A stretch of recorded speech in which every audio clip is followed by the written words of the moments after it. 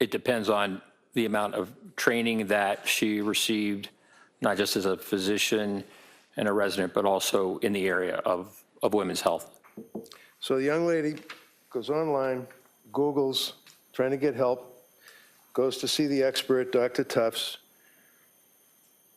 ultimately deals with nurse practitioner, Gelada, and counselor that worked in that medical field business, Letitia Dukes, I believe is her name.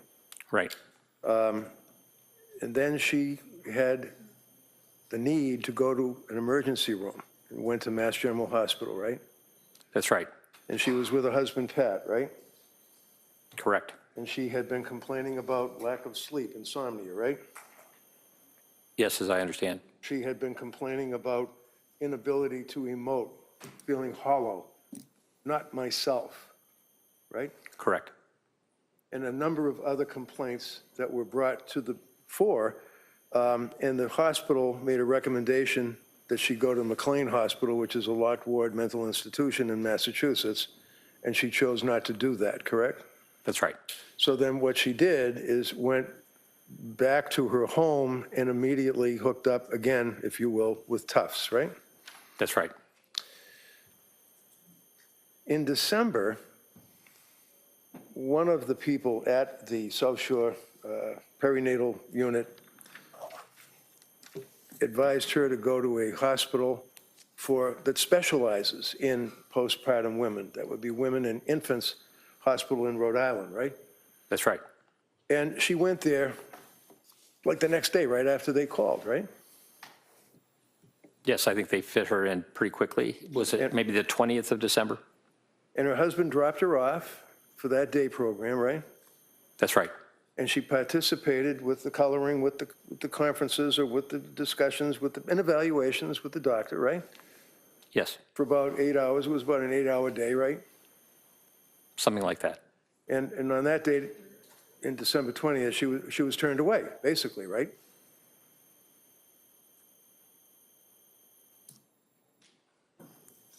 I don't know that I would term it turned away.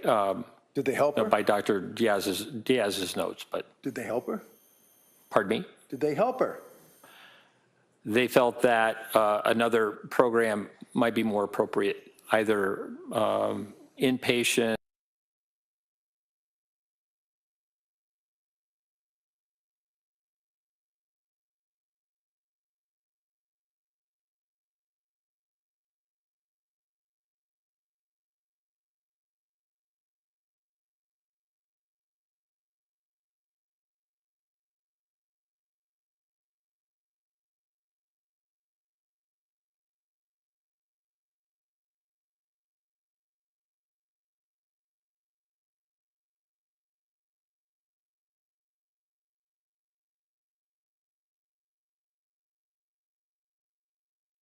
Impression that most of the women who were in that program were much closer to had given birth to their children. And so in that respect, it was not the group that they served were much closer to that postpartum period, as I understand. You're not going to say to this jury that because Lindsay was outside of the, let's say, 4-month cutoff, that she was not a good candidate for postpartum depression treatment? Is that what you told us, Jim? No. Oh, okay. I'm sorry. I thought you said because of the time frame from giving birth to the time that she went to see them. I was just speaking about my understanding from the note from Women and Infants in terms of their decision-making. Okay. And Women and Infants basically discharged her after about 8 hours, right? Yes. And her husband was up skiing, and then she contacted him, and he had to come down and pick her up and bring her home, right? That's right. And the reason that she was discharged from Infants Hospital in Rhode Island included a statement, RO, rule out issues regarding prescription medications, correct? Yes, that's my recollection. And she indicated that she was going to go right back, right back to TOPS, right? Yes. And she did, didn't she? Yes, as I understand. And would you agree, sir, that every time a doctor said to Lindsay to do something, whether it was to make an appointment somewhere, whether it was to take another drug, any advice, that she was on it immediately? Is that fair?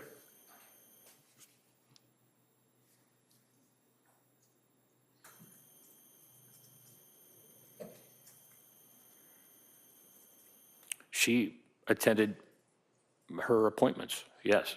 Well, not just that, she attended them right away. She was told, for example, at McLean, you read those records, that she should hook up with her provider, and she did the very next day, right? Yes. Okay. So she wasn't avoiding seeing healthcare professionals, was she? No.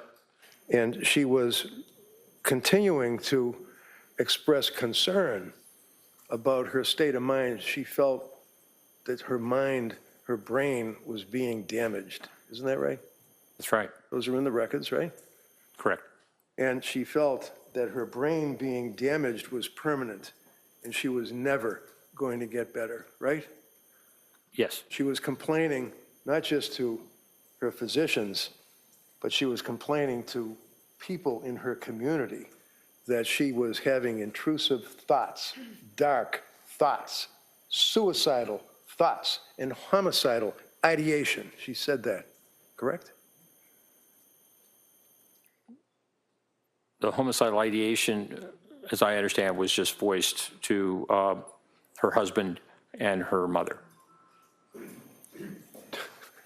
Just voiced? Is that what you just said? Just voiced? Is that like talking about the Red Sox? Objection. She's talking about homicidal ideation of her children. Sustained. Next question.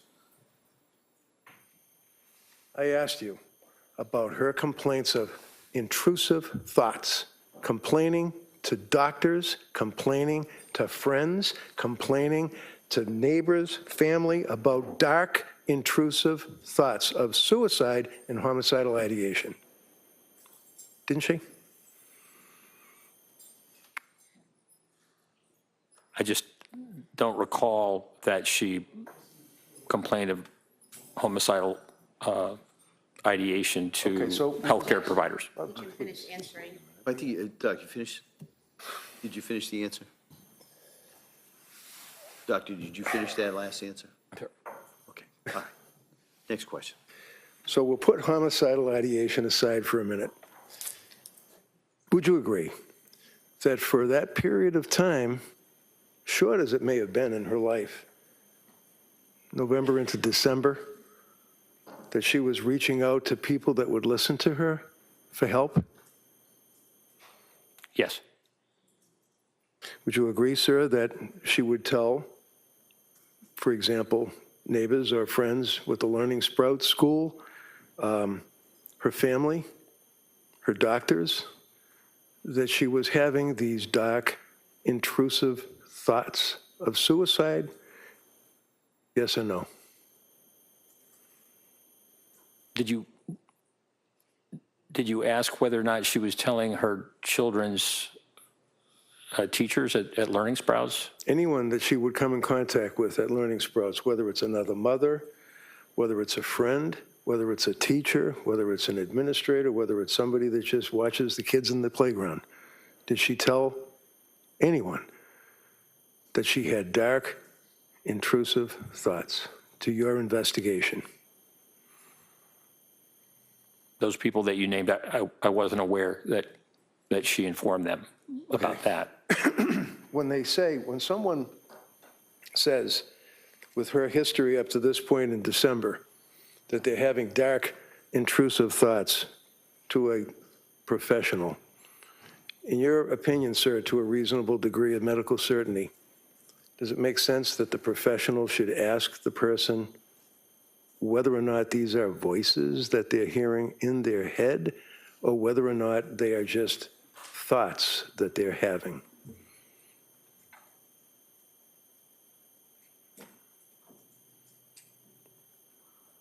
certainly exploring that is important. And would you agree with me, sir, that when you have a young woman that, again, by all accounts, done nothing wrong in her life, exemplary citizen, has these issues and sees the doctors that, to a reasonable degree of medical certainty, a physician should do a little bit more than asking, do you have a plan?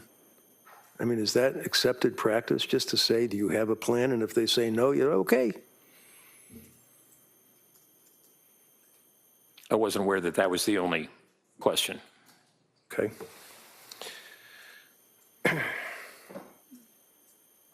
She was also told that counsel had asked you yesterday about other recommendations that were given to her by women and infants, and that you said that she did not follow through on that, but she did see Dr. Tufts pretty much the next day, right? That's my understanding, yes. Okay, and she said that she was going to go see Dr. Tufts the next day, right? Yes. And just to mention, before I forget it, the Lamictal, I think you mentioned to the jury that she had a prescription for Lamictal that she was able to fill, right? Correct. But she didn't take it, right? That's right. And then Tufts told her that she was going to, she meaning Tufts, was going to give her a script for Lamictal, and she said, no, I already have one, right? It was Nurse Gelada. Okay, sorry. She had gotten the prescription and filled it from Dr. Tufts. And Nurse Gelada, when asked about the Lamictal, was very favorable about it and said, yes, that's great. That would be great. Sir, I know. You want to tell me that it's a wonderful drug. Did she tell nurse practitioner Gelada, I already have a script, I don't need it? Yes.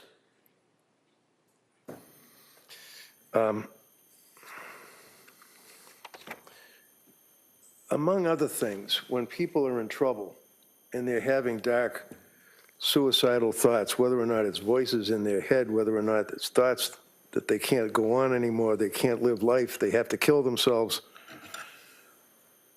many times they're told to call suicide hotlines, right? Yes. Aspire. Aspire. What is Aspire? I don't know what it stands for, but it is a hotline that Ms. Clancy called twice because of her suicidal ideation. When did she call Aspire, saying that she had thoughts of killing herself?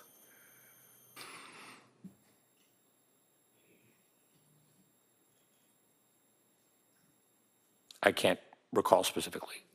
But she did call them not once but twice and told them.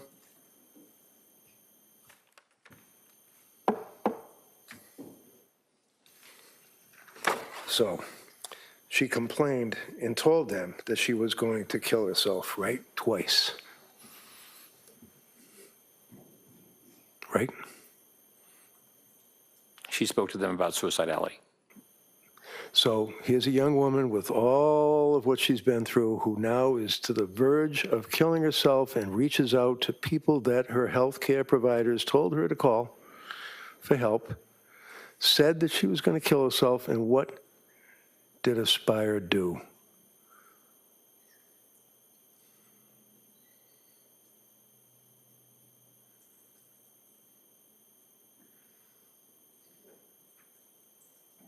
As I understand, they redirected her to her provider. They did not make a decision to hospitalize or to recommend hospitalization. They didn't make a decision to do anything. Objection. Yeah, so you can form that as a question, please. Did you read the records dealing with Aspire? Did they do anything other than tell her, no, you're not someone that we can help?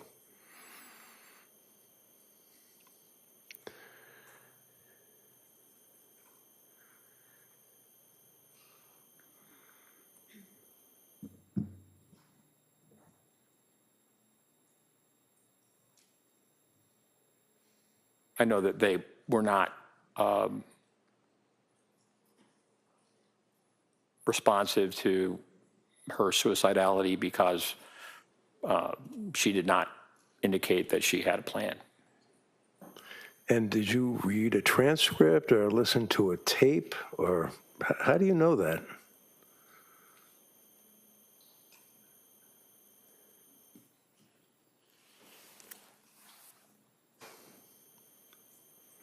I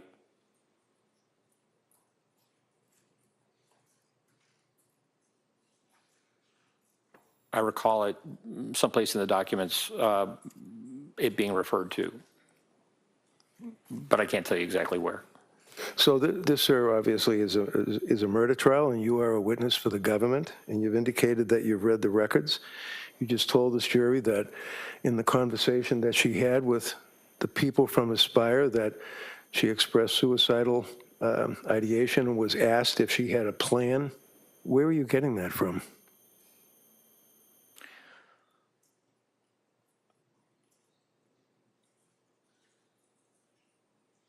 I can't tell you exactly within the records.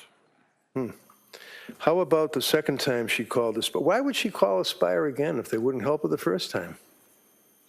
In your opinion as a psychiatrist? Looking for help? Continuing to seek help. And yet again, she didn't get any, did she? That's my understanding. To a reasonable degree of psychiatric certainty with treating the patients to the extent that you've told this jury that you have, what kind of a devastating effect would that have on a person who's ready to kill themselves that's called Aspire hotline twice and has been turned away? Objection. Overruled. It could have a very serious effect. And after being discharged from Women and Infants Hospital and reaching out to Aspire, you'd agree with me that one of the concerns that the doctor at Women's Hospital in Rhode Island had is the medication that she had been prescribed by Topsin nurse practitioner Gelada, right? Correct. And that's one of the reasons that they could not treat her. It wasn't just that, no, we don't think that you're postpartum depressed. We just think that there's a complicated overlay involving the medications that you've been prescribed, right? Yes. And these medications obviously included selective serotonin reuptake inhibitors, right? Yes. Prozac and Zoloft. Right. And one of the things that a doctor would be concerned about, especially with a woman who's had a baby and has stopped breastfeeding the baby, is the effect that that may have on the woman, physically, mentally, emotionally, when they stop breastfeeding a baby, right? Yes. And you've heard of gamma aminobutyric acid, otherwise known as GABA, right? Yes. And can you tell us, please, what that is, sir? I'm sorry. Can you tell us, please, what that is, sir? What is GABA? I believe that you're referring to Lyrica. No, I'm asking about the actual acid in the person's system, their blood, that is gamma amina bulyc acid. It's got nothing to do with lamictal. It's got nothing to do with Seroquel. It's got nothing to do with the drug industry. This is in the body. When a woman stops lactating, a woman stops breastfeeding. Yes. There is a physical effect on the person, the body, right? Yes. What is that effect?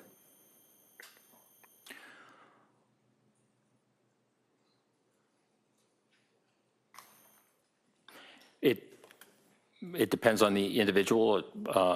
There's variable responses postpartum, and as I understand,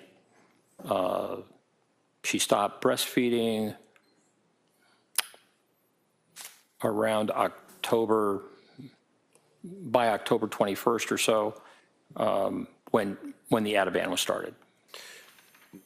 Would you agree with me, sir, that the GABA, make it easy to type, is basically affects, its primary effect is on the neurotransmitters in the brain, right? Yes. Okay. That sounds pretty complicated. Neurotransmitters, I mean, is that like where you have a spark plug on a motorcycle and you can actually gap it and get it to kick over? It's a neurotransmitter in the brain? That sounds like it. Well, yeah, it's more complicated than that. I figured. Obviously. But nevertheless, it's still basically, you're talking about the actual organic matter of the brain, right? Yes. And would you agree, sir, that when a woman is pregnant, that there are progesterone hormone surges during that pregnancy? Yes, there are hormonal changes. Their hormone doesn't just change, it can actually surge, and it can be quite impactful to the person, right? Yes. And would you agree with me, sir, that one of the metabolites of progesterone, which has been unleashed when a woman is pregnant, with the progesterone hormone surging through their body, that you have a metabolite that actually enhances or increases the GABA activity of the neurons in the brain, right? It can, yes. And what is that metabolite, sir, that increases that activity in the very organ of the brain? I can't tell you. Is it a allopregnanolone? If you know? No, No, it's not, or no, you don't know? I don't know. Immediately after a woman has a baby, would you agree, sir, that the progesterone that we just talked about and the allopregnanolone that you don't know about drops precipitously according to the medical treatises, right? Objection. If he knows, he can answer that. Yes. And what does that mean, sir? Tell me, when it says that the progesterone and the allopregnanolone in the body drops precipitously. What does that mean, precipitously? That means rapidly. And a sudden drop, sir, you would agree, has a significant potential of causing serious GABA dysfunction, right? That certainly would be possible. Do you know that, or are you just agreeing with me? I'm agreeing with you. Okay. Do you want me to keep going?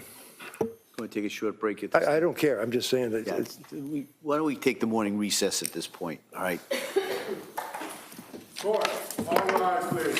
Jurors, kindly close your notebooks. Keep on the chairs. This way, please.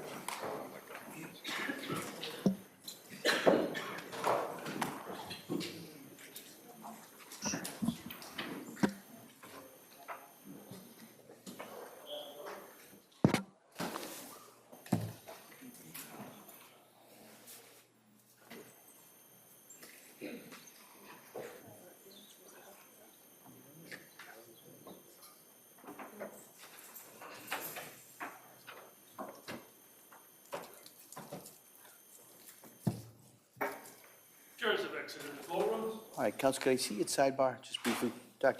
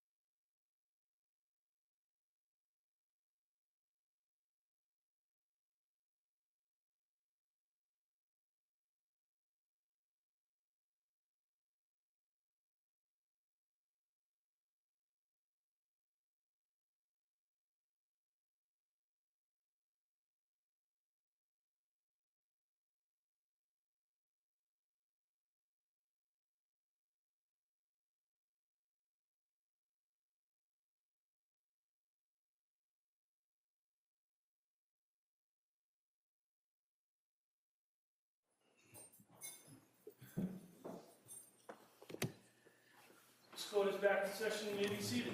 Your Honor, for the purpose of the record, we return back to the trial of Commonwealth versus Lindsay Clancy. All parties are present, so we can adjourn. All right. Counsel, we ready for the jury? Yes, Your Honor? Yes. All right.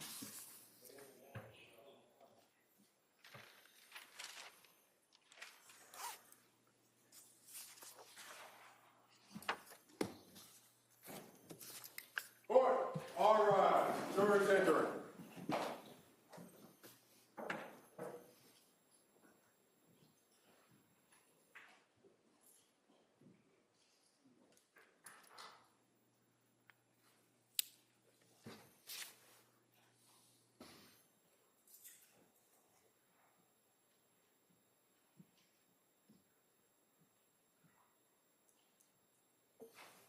This court is now in session. Please be seated. Your Honor, for the purpose of the record, we return back to the trial of Commonwealth versus Lindsay Clancy. All parties are present, including the defendant and including the 18 jurors. All right, counsel? Thank you, Judge. Sir, when we left off, I believe the question was that, and you agreed, the sudden drop can cause significant GABA dysfunction. Recall that question where we broke off talking about Yes. the gamma?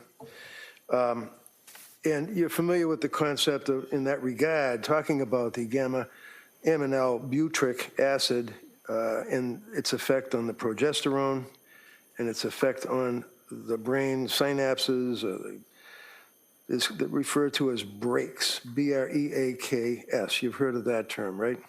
No. You aware, sir, that when you get to the point where you have that precipitous drop in the progesterone and the allopregnanolone dropping precipitously, that in fact it constitutes and causes significant neurotransmitter malfunction, referred to as broken brakes. I'm not familiar with that term. Can you tell me what a neurotransmitter in the brain is? You're asking what is a neurotransmitter? Sure. I don't know. Neurotransmitters function in the brain and have responsibility for not only aspects of mood, but also psychosis. Dopamine is a neurotransmitter that is significant in terms of psychosis when it's too high. We need it. And the neurotransmitters function in a number of different ways, number of different pathways. When we think about psychiatry, we really think about the mesolimbic pathway and not just dopamine, but also serotonin, norepinephrine. And so depending on the disorder, there are different medications that can be helpful in treating those disorders. So really, from the standpoint of psychiatric illness and brain dysfunction, medication can be very helpful in regulating the neurotransmitters and difficulties. Have you heard of the broken brakes hypothesis as it relates to the impact of the precipitous drop of progesterone and the enhancement of the GABA activity? Have you heard of that concept? No. Would you agree, sir, that when a woman is in that position of the precipitous drop of the progesterone after ceasing the breastfeeding activity, the enhancement with the GABA... You mean prolactin? Prolactin, the enhancement of the GABA activity, that that would be a dysfunction in the brain, right? Certainly, mood symptoms can be significant.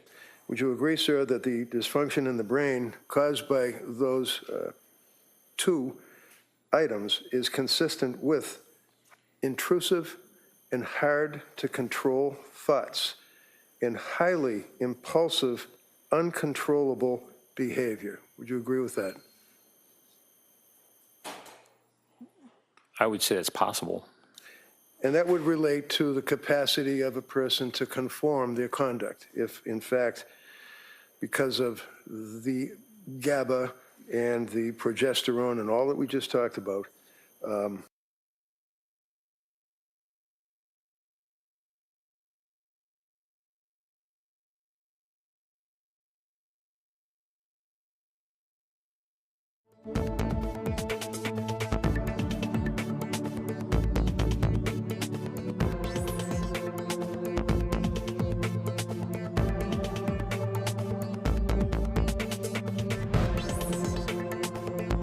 Yes. Okay, all right, go ahead, next question.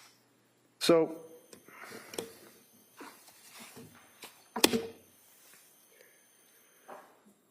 did I hear you say that Patrick is the source, the third-party collateral source of Lindsay saying, I tried to kill myself?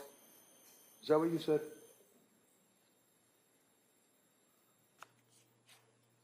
Let me rephrase it for you. I mean, did you tell the jury about an hour ago or so that? When her husband found her on the ground? Yeah, Yes, or something to that effect. something to that effect, okay. And did you listen to the 911 tape when Patrick was actually speaking with Lindsay as she's laying prostrate in the snow on the ground with the broken neck and the slashes and the slits? Yes, I did. Did you hear her response to Patrick's comment, what did you do? No. Did you hear her respond to anything other than what would be described as guttural grunts? Not on that call. So when this conversation occurred, and this is the conversation that you're talking about, where she said, I tried to kill myself, kids are in the basement, he then goes into the house, right? Correct. All right. So now we have the EMTs and people are helping her out. You've seen the medical records. You know what the injuries were. You know the damage to her throat. You know the damage to her thyroid, right? Yes. And is it your testimony to a reasonable degree of doctor certainty that a person with those injuries, with the prescription drugs that were crushed up, that she consumed, with a broken neck, would be able to have a conversation? Based on the witness testimony from her husband, yes. Okay. So let's put the witness testimony from Patrick aside for a minute. And you listen to the 911 call. Are you telling this jury that she had a conversation that you could discern what she was saying? Not on the 911 call. No. Would you agree that they were all grunts? Yes, from what I heard. So Patrick goes in the house, relates the fact that he found the children, and you told the jury that his office door was closed, is what he said. Is that right? Yes. Where did you get that from? I believe Patrick told me that. Is that in your report? Yes. And when he told you that, when was that conversation that you had with Patrick? When I interviewed Patrick Clancy. Okay. So you read the grand jury minutes, right? Yes. You read the police report, right? Yes. You know that Patrick went up the stairs, and when he went up the stairs, the door was locked, right? Meaning the bedroom door, not the office door. Correct. And then he was able to open the door, right? Yes, with a key. And there was blood on the doorknob, right?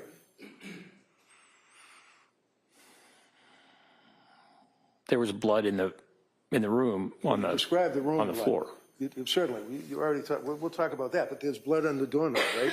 Was there blood on the doorknob? If you know, I don't recall. do you recall there being blood drops in the area of the door itself, like where you have the threshold? But what appeared to be blood, because nobody tested it, we don't know what it is, but it appeared to be blood. I don't recall the specific. I know that there was blood that was observed. Okay. And you would agree that there was a lot of blood drops, drips on the mirror, drops on the floor, drops on the nightstand, right?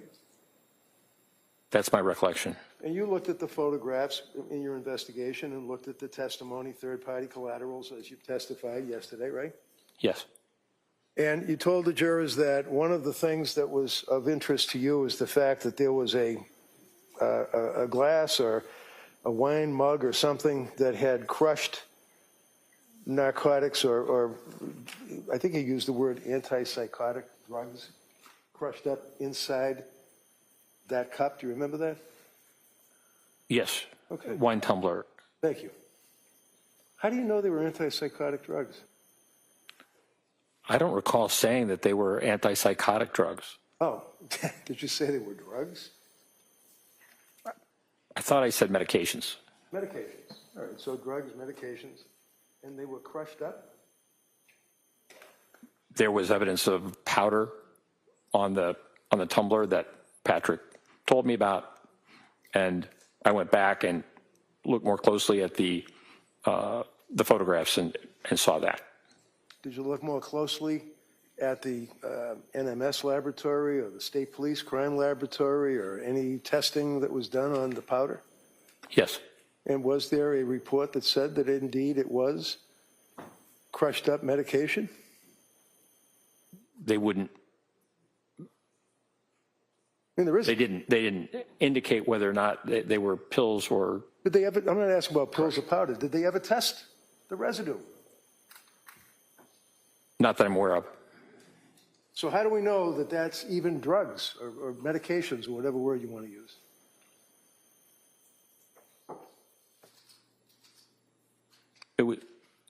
It was Patrick Clancy's observation. So basically, when you're testifying, sir, and you're waxing on about all of the facts of the case that you took into consideration prior to your opinion for the DA in this case, you're getting a lot of it from Patrick, is that right?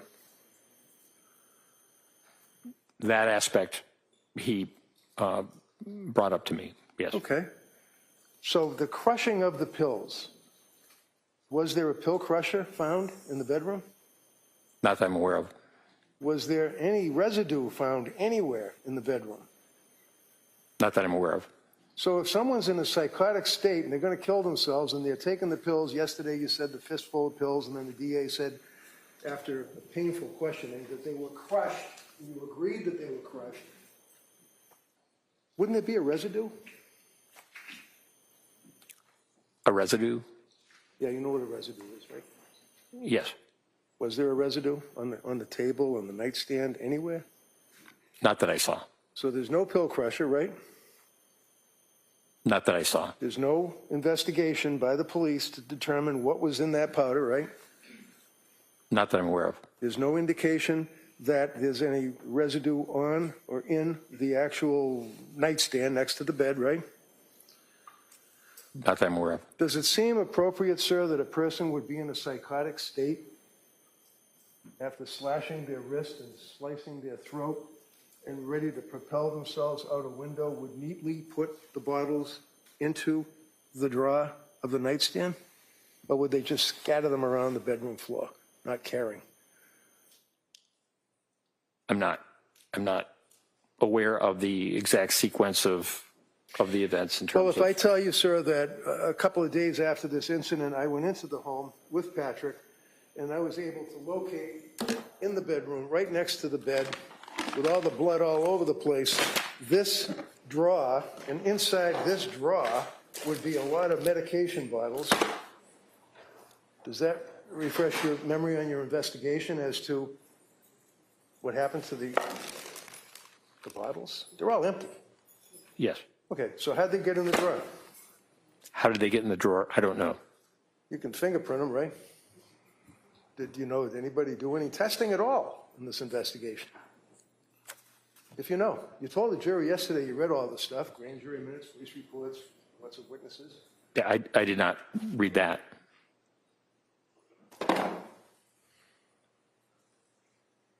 Is it your understanding, sir, that a person can be in a state of psychosis and I guess misremember something? Yes, Or have a false memory? it's possible. Did Lindsay tell you that she slashed the screen with the big turkey knife? I'm sorry, can you repeat that? Yeah, did she tell you that she slashed the screen with the knife before she went out the window? Yes, that's what she told me. But the screen wasn't slashed, was it? Do you think she was malingering and lying to you at that point, sir, when she told you that? No. Because one of the things you told this jury is that what stood out to you is, I think you made reference to the fact that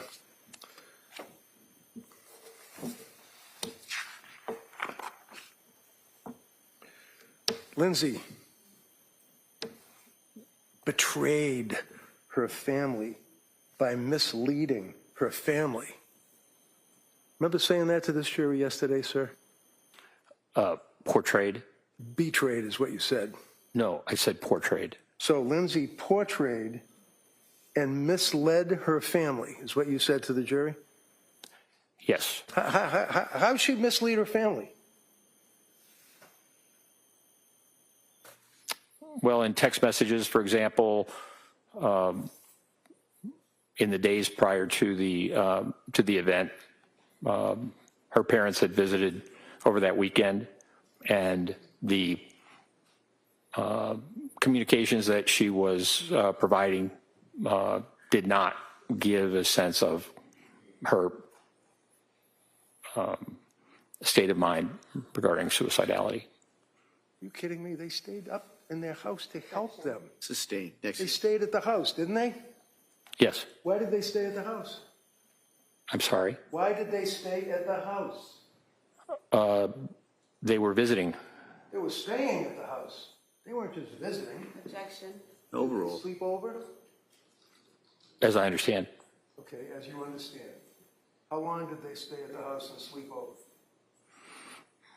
I think they came up for that weekend. They weren't there constantly. No, They came back and forth. back and forth. Well, they stayed about 4 days, 3 nights. They stayed continuously and stayed at the Clancy home. You knew that from your investigation, right? Yes, that's Answer's my yes? recollection. The answer is yes, right? Yes. Okay. So they're staying at the same time you're telling this jury that she's sending text messages basically saying, I'm okay, I guess. Is that right? Following their departure, there were the photographs that Lindsay Clancy sent to her mother. She didn't send her mother photographs showing that she was smiling or happy with her family, did she? I think there was a photograph of her and the children by the snowman. No. Is that a bad thing to do that and send a picture of you with your kids making a snowman to your parents? No. Is that something, in your opinion, Dr. Sadoff's opinion for the district attorney, that a person who is involved with postpartum psychosis, postpartum depression, wouldn't take a picture of the snowman and their kids, send it to their mother?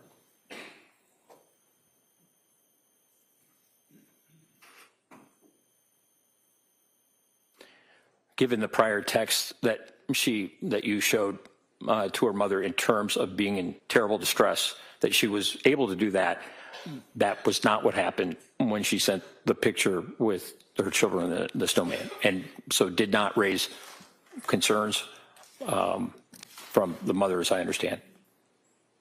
Did you talk to the mother? Pardon me? Did you talk to the mother? No, I tried to. Did you review police reports or statements? You tried to? How'd you do that? What'd you do, call her up and say, I want to talk to you? No. Did the district attorney call him up? I asked Ms. Clancy who would be good for me to speak with, and she said her husband and her family.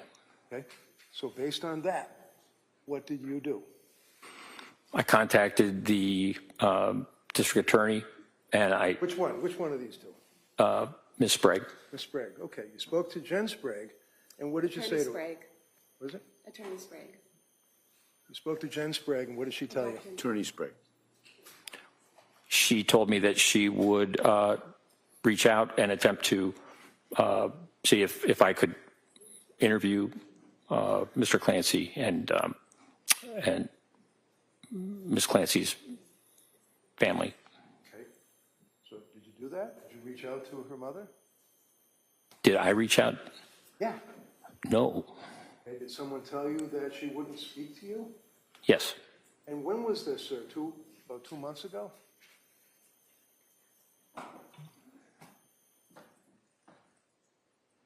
It would have been probably June 5th. This is August, right? Pardon This me. is August. We're in August right now, right? Yes, You called to speak to the mother in June, right? Yes? Come on. yes. Okay. And when you called the mother, did she say, I did wanna-" not call the mother. Okay, so the I did answer not is you call did the not mother. call the mother. Who told you that you couldn't talk to the mother? Ms. Sprague, Attorney Sprague, please. right, Attorney Sprague. Now, when Attorney Sprague called you and said you cannot talk to the mother, did it ever occur to you to reach out to me? You're being objective and all. No, Did you know, sir, that Lindsay had signed repeatedly every and any HIPAA form that was needed by the DA or the cops to get access to every single medical record that she had? Probably going back to when she was in grammar school. Did you know that?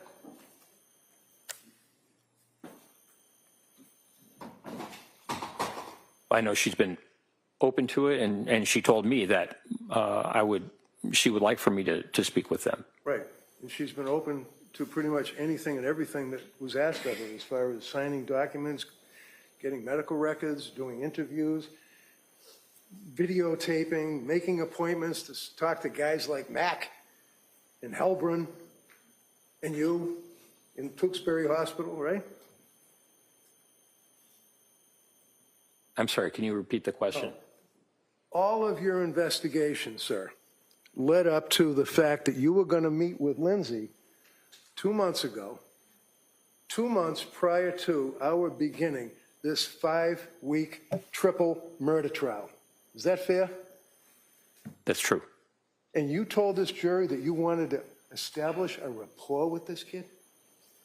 Yes, Do you think for 1 minute, when you're trying to put her in jail for her life, that she Objection. wants to talk to you and have a Sustained. rapport? Sustained. Next question. Did you establish a rapport? I believe so. She was cooperative. Yes, She was polite. yes, She was pleasant. yes. And I asked her at the end if there was any question that I had asked that made her feel uncomfortable, and she responded in a positive way. Okay. One of the things that you told the jury is that you felt that she was malingering, or basically lying. I guess you were telling the jury, in your opinion, that she was making stuff up to make herself look like she's crazy when she killed the children. Is that what you told the jury? I didn't use those words. No. You're a little more finesse than I was. But nevertheless, sir, you're talking about malingering, right?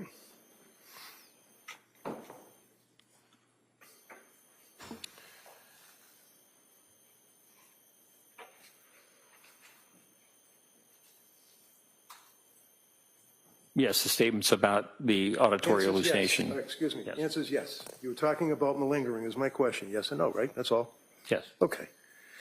And when you're talking about malingering, sir, basically that would be when a person finds it in their interest to basically exaggerate or lie to an investigating psychiatrist, right? correct. And that would be because it's in their interest, like I want to pretend that I'm crazy so a jury thinks I'm crazy and I don't have to pay for a crime. That would be in a criminal sense, right? Yes, Workman's comp cases, a guy gets hurt in the truck and then they end up having interviews by guys like you to make sure to see if in fact they're legitimately hurt for a workman's comp claim, right? yes, Or a civil case, like an auto accident, right? yes, And there are tests that can be administered to people to see, from a psychiatrist standpoint, whether or not there is objective indicia of the fact that the person is indeed malingering. yes. And what are those tests? Well, I'm not a neuropsychologist, but there's a test called the SIRS, also the TOMS test of memory. So there are certain tests that can be given by neuropsychologists to assess malingering about certain aspects, certain issues. You've also heard, I imagine, of the MMPI, which is the Minnesota Multiphasic Personality Inventory Test, right? Yes, And that's one that has different scales that you can examine to determine if somebody is lying or malingering or exaggerating or anything like that, right? Correct. And you know that Dr. Helbrun administered that very test to Lindsay about, I don't know, 2 months before you got there, right? Yes. Which would be about 4 months from now, where we stand now, right?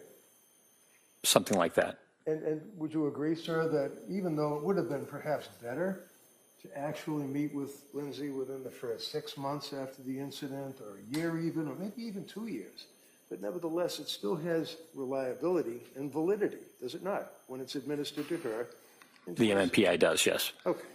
And you know, sir, that she, in fact, had no impact on the scales at all, with the exception of likelihood of suicide.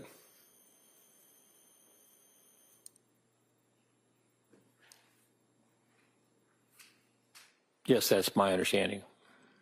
Indicating that, as far as that test that was administered to her by Dr. Helbrun, did not have any evidence at all. This kid was lying, exaggerating, suppressing anything. She was being truthful, right? Objection. Overruled. About the questions that were on the MMPI, yes. And those questions, sir, pertain to personality traits, they pertain to her recollection, they pertain to all of the investigation that Helbrun was conducting, right?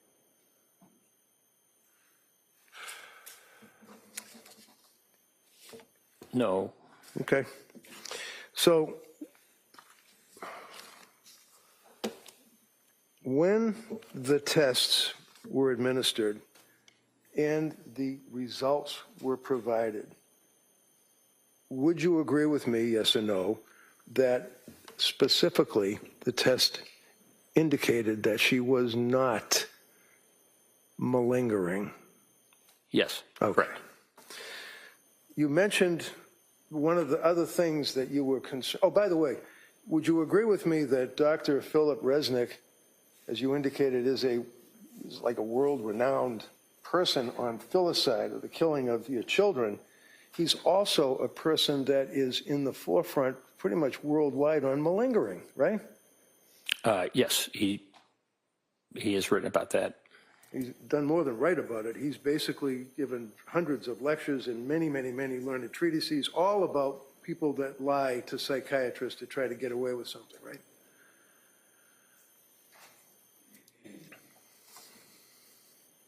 Right? Yes. Okay. And you know, sir, that Dr. Resnick examined Lindsay, and one of the first things that he did was determine whether or not, in his opinion, she was malingering, lying, suppressing, exaggerating, or doing anything like that, right? Yes.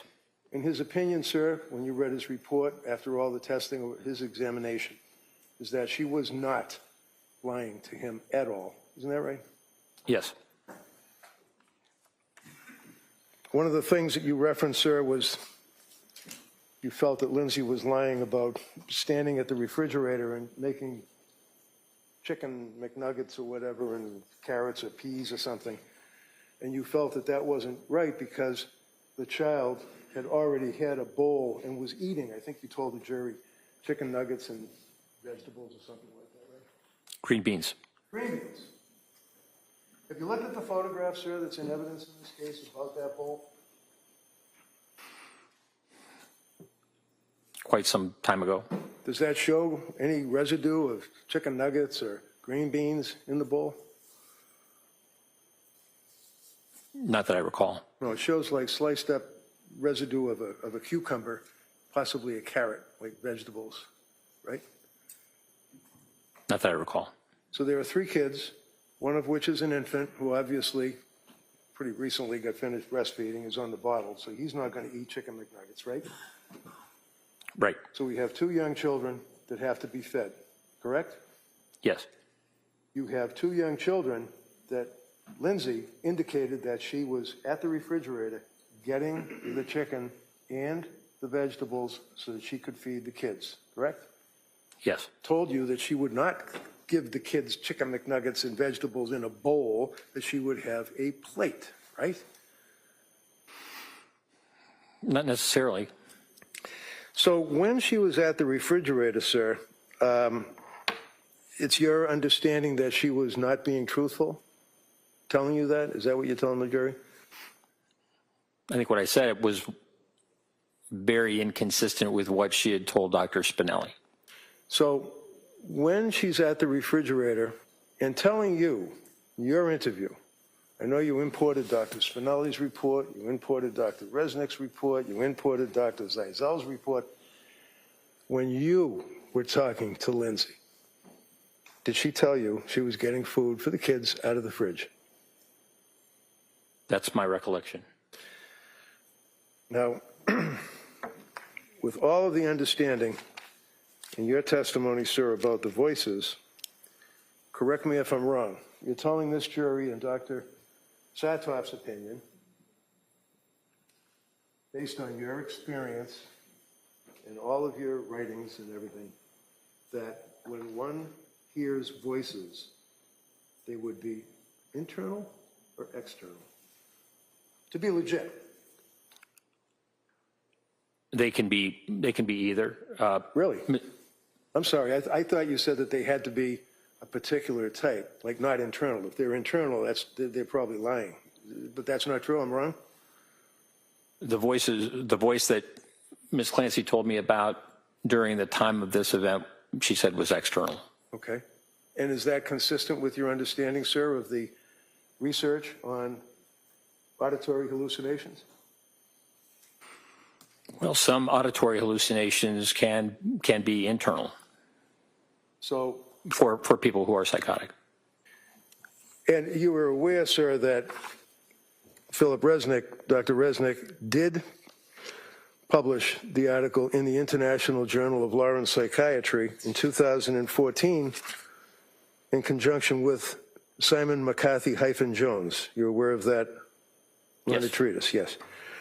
And would you agree with me, sir, that in fact, just if some doctors might feel that hallucinations auditory must originate from the exterior as opposed to interior, would you agree, sir, that in this article, claim number 1, doctors may say, voices are typically heard as coming from inside the head, with the corollary that voices heard as coming from outside the head are atypical?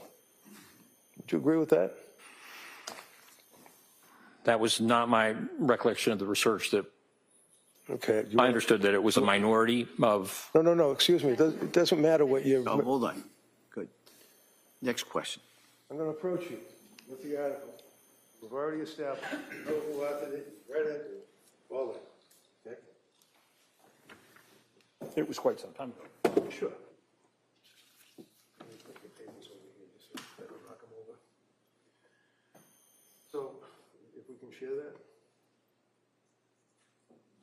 Do you want me to say it? No, I want you to share it. Put it right here so I can look at it. Okay, all right. Would you agree, sir, that it says voices are typically heard, this is a claim number 1, in other words, doctors would feel voices are typically heard as coming from inside the head, with the corollary that voices heard as coming from outside the head are atypical. Did I read that right? Yes. Okay. And what does atypical mean? Atypical means unusual. All right. And this article is saying that there are psychiatrists that feel that voices heard outside of the head, auditory hallucinations, are indeed not legitimate. Is that fair? That was the old original way of thinking. That was the way it was taught at one time. That they had to be external for someone to actually be experiencing psychosis. Okay. So we agree then, as Dr. Resnick indicates, that the research evidence does not support the claim that internal located voices are emblematic of genuine AVH, Auditory verbal hallucinations. and externally located voices are atypical. He cites a particular word, correct? Yes. For example, he then says, the largest study on this question Matthew Jones was in 2012. That's what you're referring to as the old research, right? Oh, whenever you were in med school and you taught me that too, that would have been. Yeah, I was speaking about very old. Okay.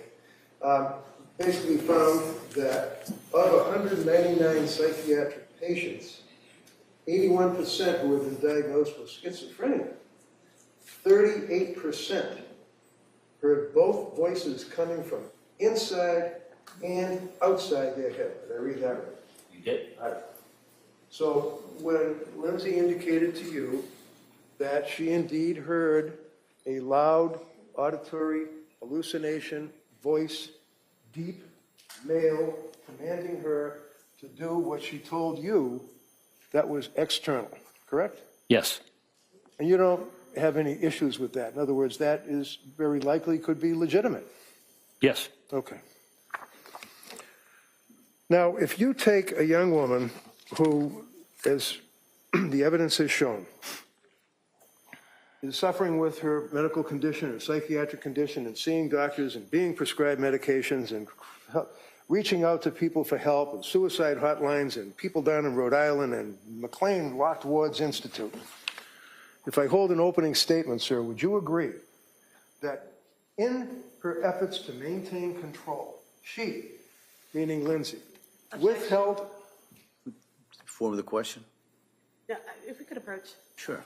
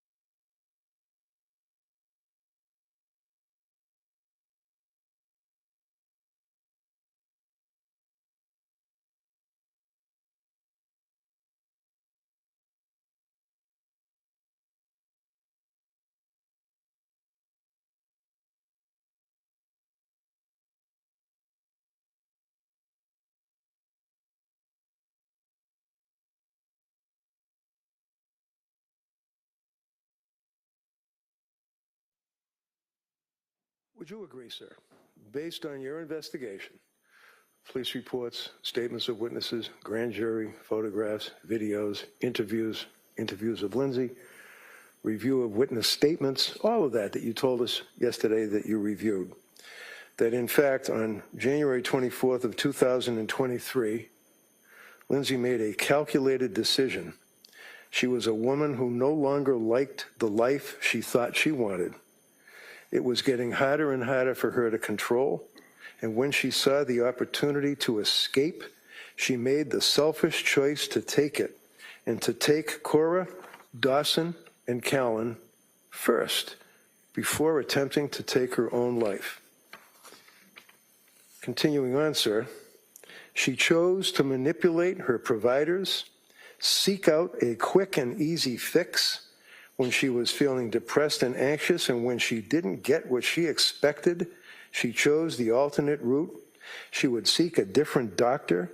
She would change medications after days. She disengaged from treatment that she didn't like the plan, and after only 4 months in treatment, she made a choice, a deliberate and intentional decision that she did not want to try anymore. And because no one could take care of her kids the way she wanted them to, she had to take them with her too. Would you agree that the evidence, in your opinion, supports that contention, sir? Well, there's a lot in that. Yeah, it is. Do you agree that it would support your contention, sir, or it would not? I think that statement that you read really minimizes what she was going through. Okay. All right, thank you. Attorney Sprague? Thank you, Your Honor.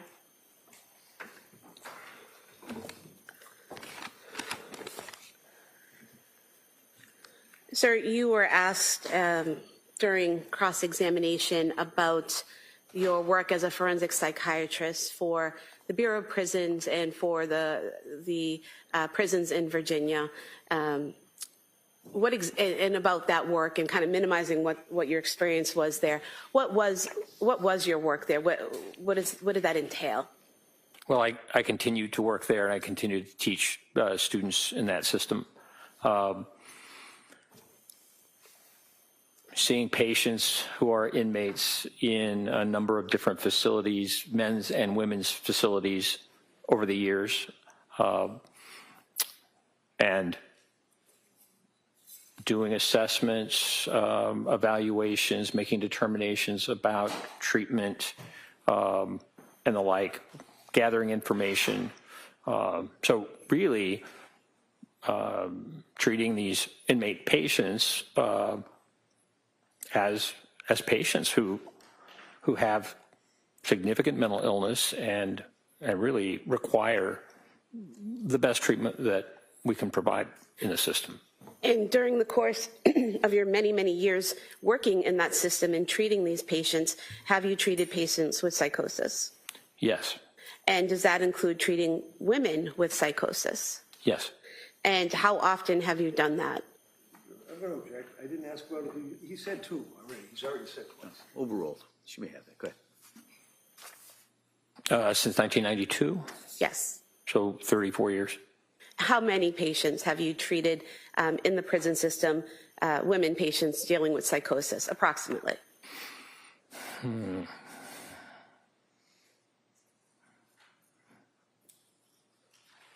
Several hundred. And are there certain common signs or symptoms that these women display who have psychosis?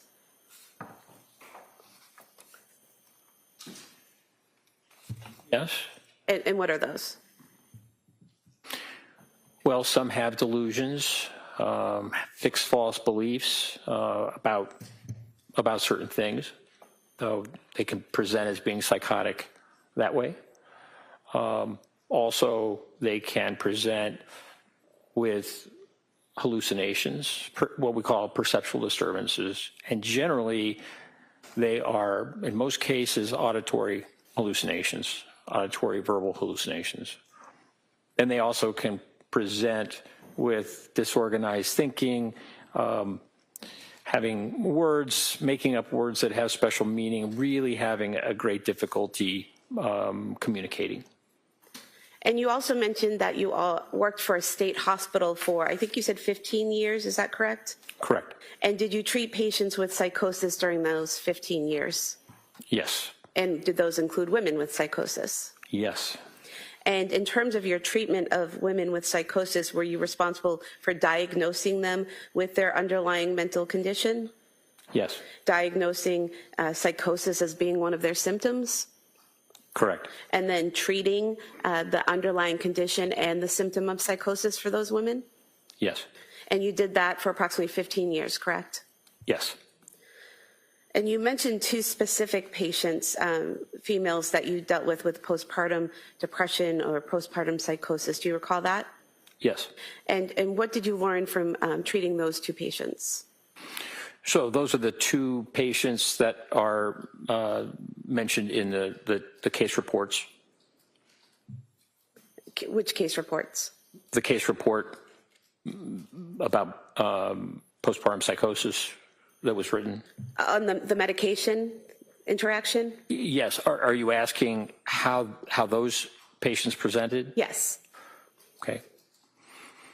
There were, as I recall, it's been a while since I looked at the paper, but one was an 18-year-old woman who had delivered her child and had decided not to take, or that she did not want to breastfeed. And so in those days, this medication, bromocriptine, also called Parladel, was given. And we found that within, I think, just a couple of days of the time that she was given this medication, she became convinced that she had to kill her child. And I believe that she was experiencing auditory hallucinations, and she was so distressed about that she wanted to kill herself and was suicidal. And that was how she was brought to our attention. In evaluating her, we removed the Parladel, the bromocriptine, and she responded and resolved her symptoms, her psychotic symptoms, and we were able to discharge her back to her family. The other case, I believe, was another female, a bit older, maybe mid-20s, and she was also given this medication and also became psychotic. For her, it was more a manifestation of mania. She was hypersexual with her husband. She, I think, was quite hyper-religious, and she was... Doctor, sorry. in terms of her delusions, those were more of religious delusions? Pardon me? Her delusions regarding her child were religious delusions? Yes, I believe so. Okay. And once that medication was removed from that woman, did her symptoms subside? Yes. I think in that case, she was also given, she was so disruptive on the ward, taking her clothes off, et cetera, that she was also given antipsychotic medication for a period of time, and her symptoms resolved. And going back to the first patient that you described, you said that she had voices instructing her to harm her child. And was it as a result of her feelings of guilt for about those thoughts and voices that she was suicidal? Yes. Okay. So she wanted to kill herself instead of killing her children, correct? Yes. Now, you were asked by Attorney Reddington about your curriculum vitae and focusing in on terrorism, and is that your sole focus? And you said no. What has been your focus over your career? Well, from the time that I finished my residency, I've been very interested in public psychiatry. And so upon realizing the seriousness of mental illness within the prison system and the value of teaching psychiatry to students within the system, I began doing that while I was also doing work with the state hospitals, seeing patients, whatever. I would say that of all the things that I do and consider myself, what is most important to me is working with patients. And it's the value of also being with students and having them learn from these patients is going to make them better doctors, even if they don't choose to go into psychiatry. So I see my identity actually as a clinician, and I have patients I'm scheduled to see.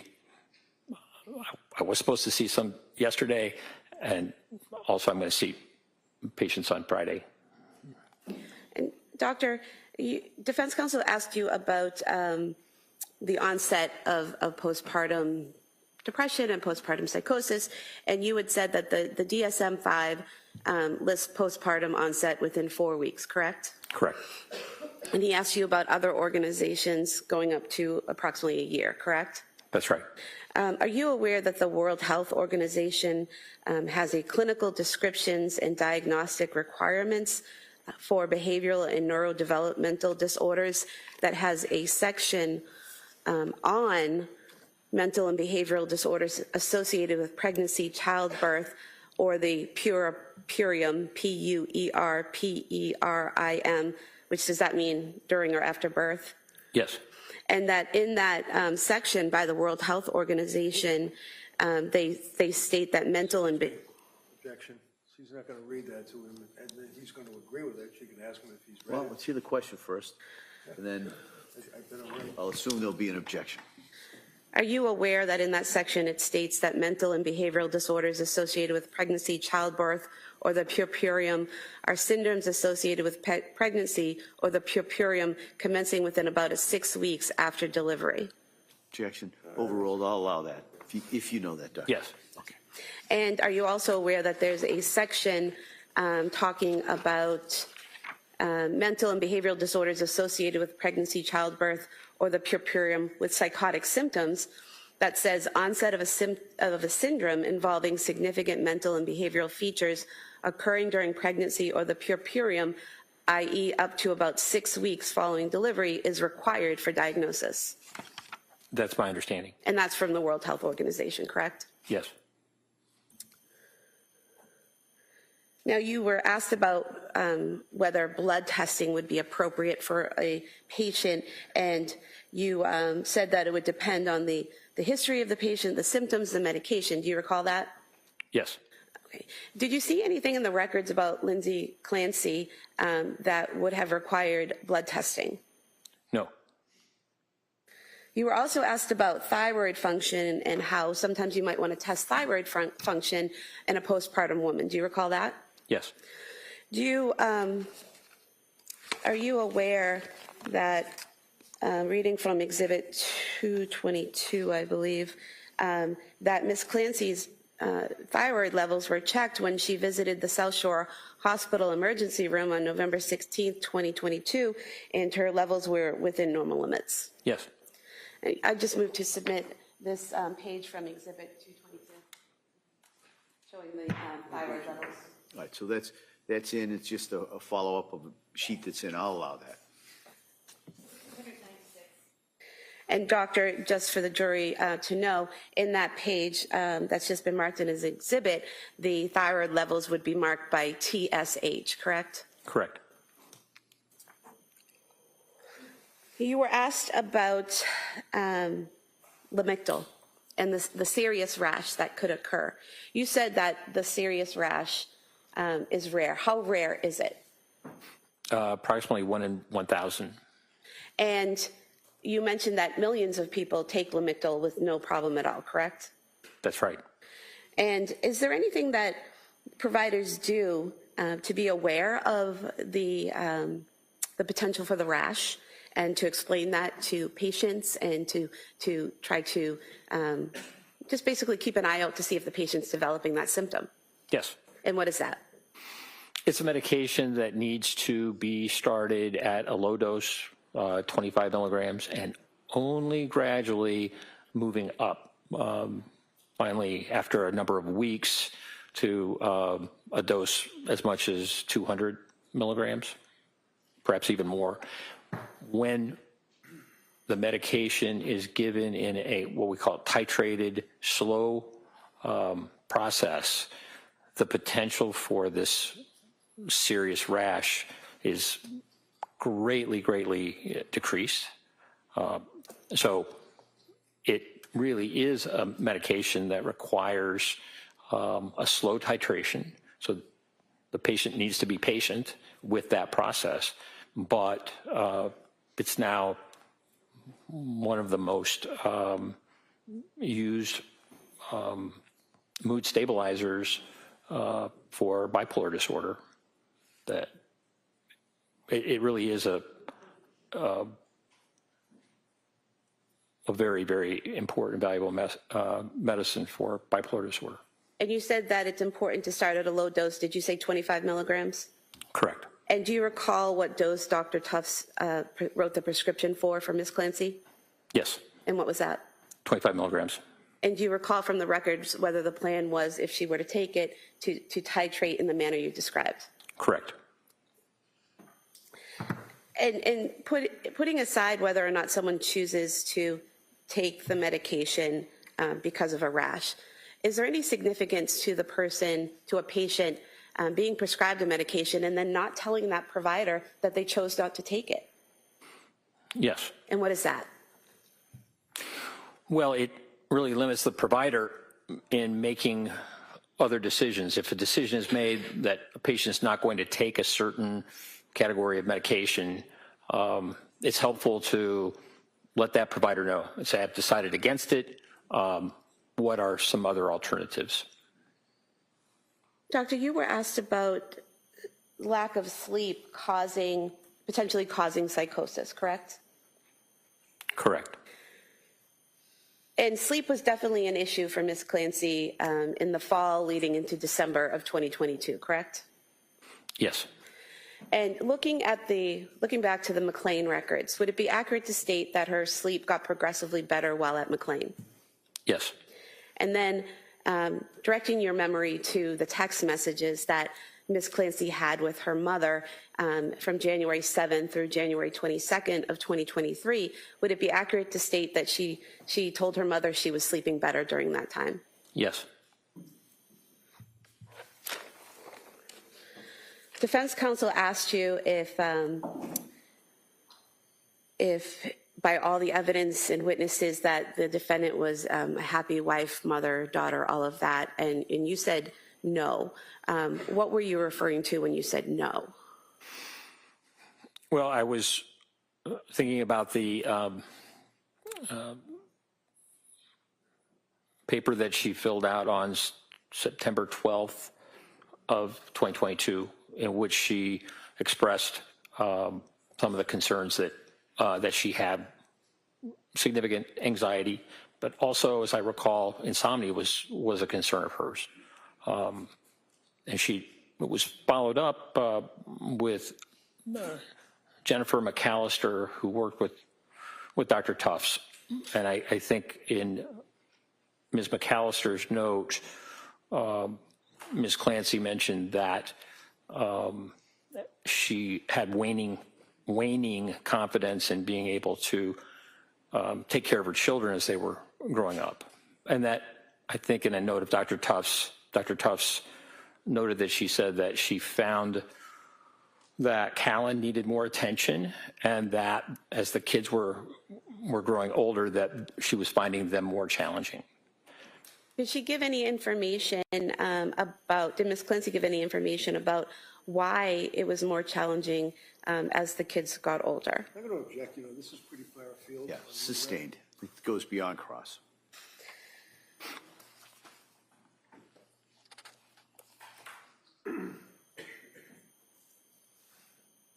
So, Doctor, defense counsel asked you about Dr. Tufts and her treatment of the defendant, and mentioned repeatedly how she'd only been in the practice on her own for a few months. Do you remember that? Yes. In reviewing Dr. Tufts' treatment of the defendant and the medications she prescribed and the methods she used in prescribing those medications, did you have any issues or concerns about the approach she took or what she prescribed? No. And what were your thoughts about her approach to treating this defendant? Well, possibly because Dr. Tufts was new and had just come into practice, she was more available. And so I think she was able to see Ms. Clancy over video 14 times. And for example, when Ms. Clancy was discharged from McLean, the request from McLean was that she needed immediate outpatient follow-up, and so Dr. Tufts arranged it the following day. And so there were some weeks where Dr. Tufts saw Ms. Clancy more than once a week. And I will also say that when Ms. Clancy decided to go to nurse practitioner Paul and then saw Nurse Gelada, I think early December, it might have been December 1st, she then went to Dr. Tufts, and Dr. Tufts wrote a note saying that she felt uncomfortable making prescriptions while Ms. Clancy was going to another provider. But in that note, suggested that Lamictal could be helpful. So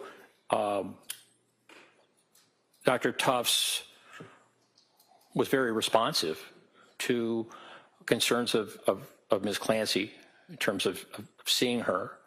Was seeing her weekly and saw her on the 23rd of January, and then had another appointment the next week and had talked about future treatments, possible treatments, esketamine, as well as TMS. So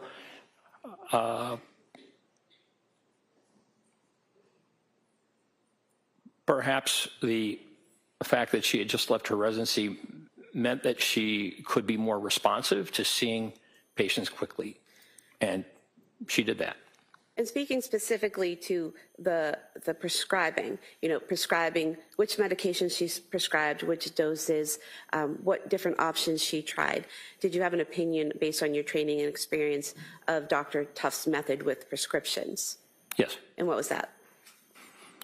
I felt that the prescribing was very reasonable. How so? Well, back in 2013, 2014, Ms. Clancy had taken Prozac and SSRI, and it was helpful. She also took Wellbutrin and propranolol.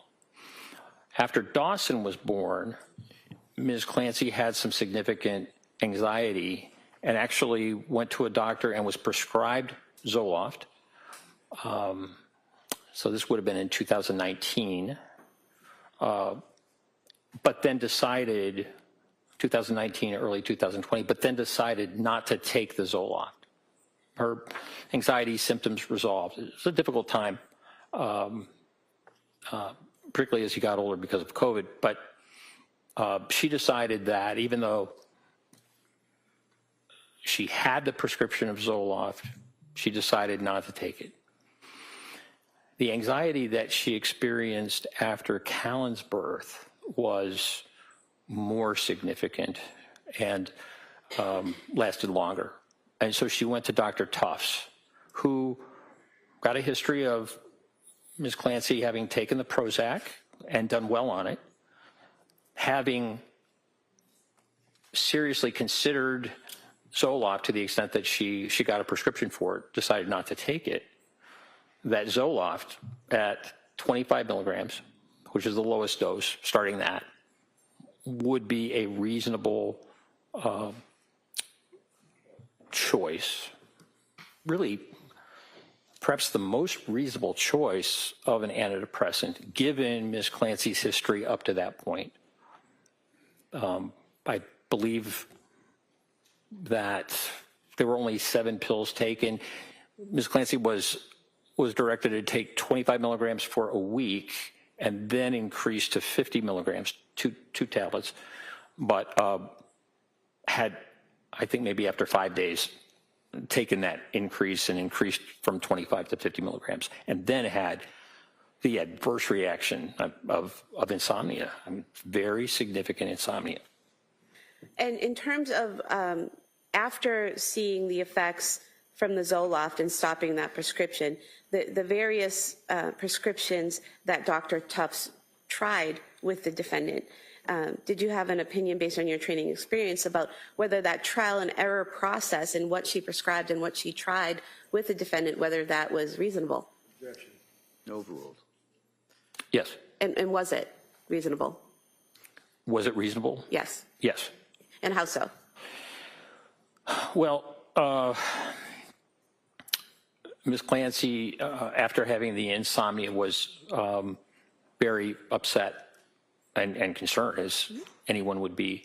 I think that was around October 21st. And so Dr. Tufts assessed her and told her to stop the Zoloft and started her on Ativan, I understand, and Benadryl. And that medication was helpful for a while. But Ms. Clancy was concerned about Ativan, benzodiazepines being addictive, and concerned about getting hooked on these types of medications. And that is a concern over the long term. And so part of the process was to see if she could be treated effectively by decreasing the benzodiazepines or maybe giving her a longer acting benzodiazepine. The medication buspirone, was prescribed by Dr. Tufts, but Ms. Clancy, in a note. Excuse me, doctor, I apologize. Can I have a standing objection to the rambling answers? This is redirect. I object. All right. We can see counsel. I just want to put something on the record. Counsel.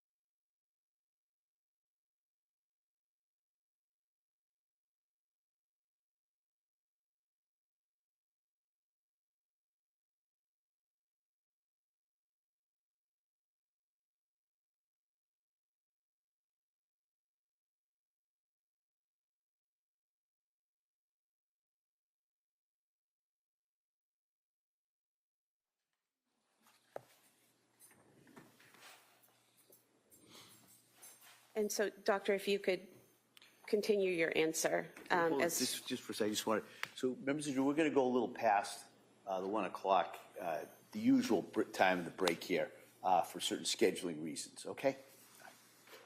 So if you could just summarize briefly what you said, that you thought that Dr. Tufts' approach was reasonable. If you could just summarize briefly why you thought her approach was reasonable. According to the notes and also the emails, communications with between Dr. Tufts and Ms. Clancy, I found Dr. Tufts to be very responsive to Ms. Clancy's symptoms and concerns in really trying to make adjustments according to how Ms. Clancy was doing. Thank you. And you were asked by defense counsel about her visit to Women and Infants Hospital and about the defendant. I believe what defense counsel asked you was that every time a doctor told the defendant to do something, she was on it immediately. Do you remember being asked that? Yes. And do you recall that in the Women and Infants records that they offered her 3 programs, an inpatient hospitalization, a partial hospitalization program, and an outpatient program, and the defendant said that she would talk to her provider for guidance about those programs? Yes. And do you recall reading in the notes and records of Dr. Tufts, nurse practitioner Gelada, that she never discussed those 3 programs with her doctor or her nurse practitioner, correct? That's my recollection.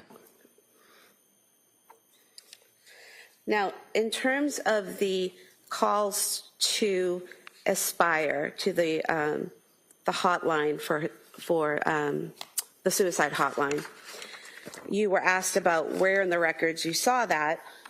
And I would just like to approach, also from Exhibit 222, the note from December 8th, 2022 of Letitia Dukes. And if you could just review this note here and then look up when you're finished.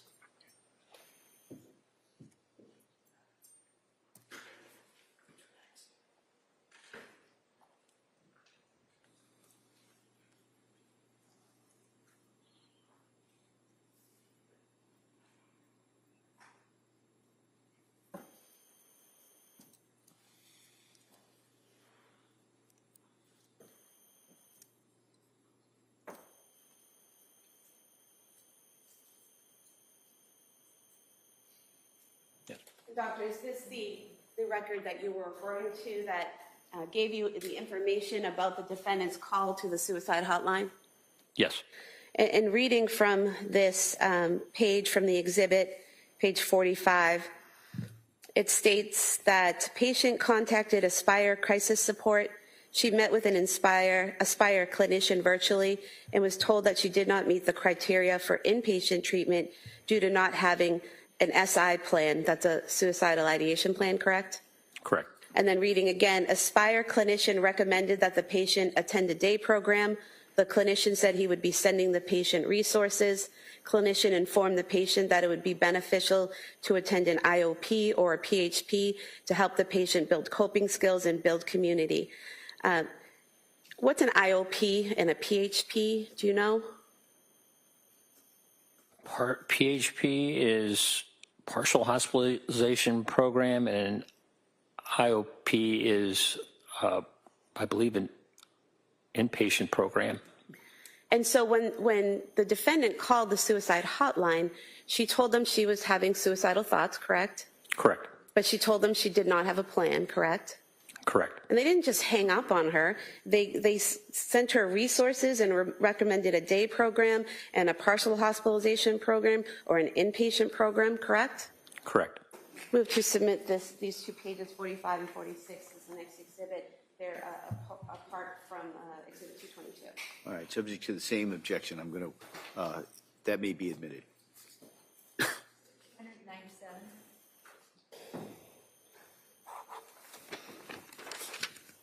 You were asked a lot of questions about hormone changes after pregnancy and if that can affect, and stopping breastfeeding, and if that could affect someone's mental health. Do you remember that? Yes. And you said something about the timing matters. Why does the timing matter? Well, after lactation and a postpartum period, and it may be the decision for a woman to stop lactation can occur at various times, not just during a circumscribed 1 month period. But stopping lactation causes a decrease in prolactin levels, and an increase in estrogen and progesterone. And it really depends on when someone decides to stop breastfeeding. Those significant hormonal changes that are tied to breastfeeding or lactation. And so that's why timing, and the time is important to see at what point did breastfeeding stop, and at what point are we seeing symptoms. And doctor, with the defendant, the breastfeeding stopped sometime in October, is that correct? Yes. And then looking ahead to January 24th, 2023, would you still be expecting to see hormonal problems from stopping breastfeeding in October in January, that many months later? No. Now, you were asked about the statements Patrick made regarding his interaction with the defendant when he found her outside in the snow. And is it correct that he told you he found her and said, "What did you do?" And she said, "I tried to kill myself"? Yes. And did he then say, "Where are the kids?" And she said, "They are in the basement"? Yes. Did he then tell you that he then called 911?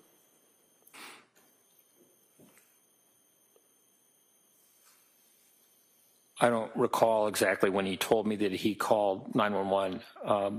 What I recall is his statement about what she said to him. And that was her statements to him when he immediately found her on the ground? Correct. Okay. And you're aware that at some point he made a 911 call, correct? Yes.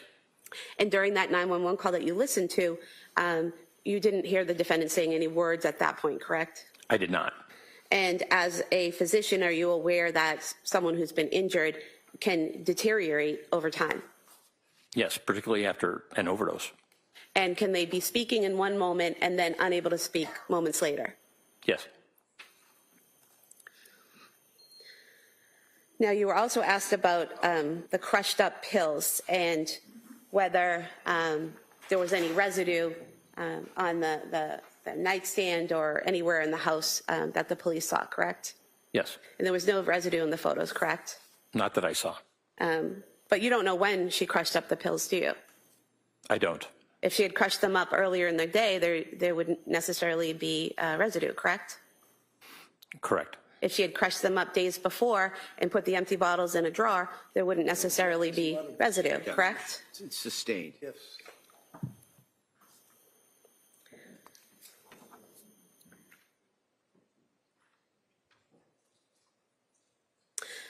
There were many texts between the defendant and her mother in January, correct?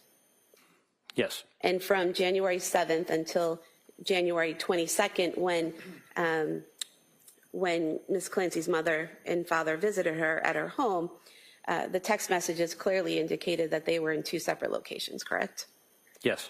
And in those text messages, the defendant repeatedly told her mother that she was doing a little bit better, sleeping's a little bit better, correct?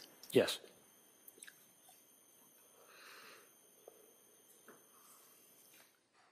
You were asked about Dr. Resnick and how many articles and how many books he's written and how he's well known in this area, correct? Yes.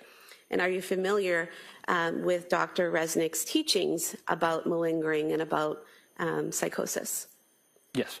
And is it fair to say that Dr. Resnick teaches others that one of the red flags to look for in malingering? You can ask him what he's read, and I tell him what she wants him to say. No, hold on. Let me hear the question first. Are you aware that one of the red flags that Dr. Resnick teaches to look for in malingering and faking hearing voices is that someone automatically obeys a command? Yes. That's stricken at this time. Can I see counsel?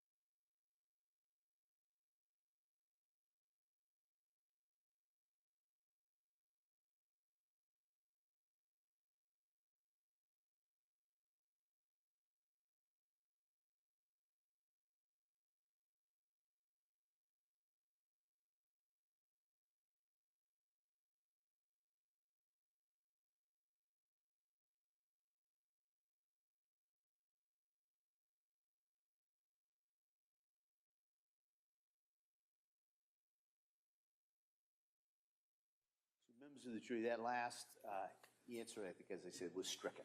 Okay? Yeah, Kamal? Thank you, Your Honor. Now, you were asked about trying to do collateral interviews with the defendant's family, correct? Yes, And you had requested of our office to make arrangements to interview the defendant's parents and her sister, correct?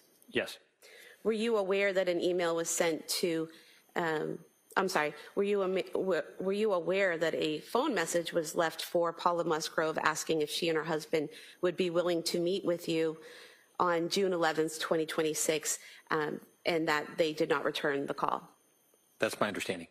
And are you aware that an email was sent to Allison Ozga, the defendant's sister, requesting that she meet with you, and her response to that email was, "I am awaiting a response from Kevin advising me on participating in Dr. Satoff's assessment. I will respond once I speak to him." Were you aware of that? That was my understanding. And were you aware that she did not respond after that? Correct. I have nothing further. Thank you. You weren't aware that Kevin was on a month-long federal trial during that period of time either, were you? That'd be me. Is that a question? Yeah. Can you repeat it? You could say, maybe get a little closer to the microphone. I had problems. Aware, sir, that during the time that Ozga, her sister, said she's waiting to hear from Kevin, and I'm the Kevin, that I was on trial on a month-long federal case out of my office. You didn't know that, did you? I did not know that. Did you ever think to call me directly or at my secretary, my office manager, to ask about me reaching out to these people? No. That's all I have, Judge. Thank you. Anything else? No. All right, thank you, Doctor. You may sit Thank you. down. Thank you.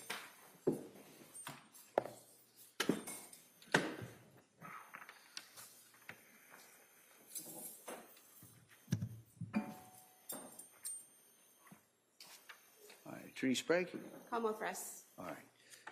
So members of the jury, the Commonwealth is now rested their rebuttal case, so you have the evidence. All right, and so at this point, what I'm going to do is excuse you till tomorrow morning. All right, and tomorrow morning, you should be ready. We're going to have closing arguments and the legal instructions in the morning, and then the jury will begin deliberating. All right, so that's tomorrow.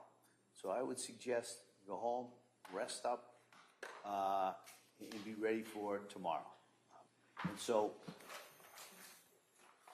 you now have heard all the evidence. For the first time I can say that. You've heard all the evidence. But you haven't heard the arguments from the attorneys. You haven't even heard, like I said before, the law that you're to apply. So you still have to keep an open mind. All right? So those instructions that I gave you for the last 4 or 5 weeks, they're doubled down today. All right? Don't read anything. Don't talk about this. Don't watch anything. Don't discuss this with anyone. And keep an open mind. All right? Come this far with that open mind. Bring it with you tomorrow. All right? And so get a good night's sleep. I look forward to seeing you tomorrow, and we will get as soon as we can. Sometimes there's a little delay when we get to this next section, so we'll try and get you out here as soon as we can tomorrow morning. But if there's a little bit of a delay, as you probably already know, it's probably on me, right? But we'll try and get you out here as soon as we can, get you right back into this. So again, thank you so much for all your work, all your commitment, all your dedication, and I look forward to seeing you tomorrow. Okay. Court, all rise, please. Jury, no first on the check.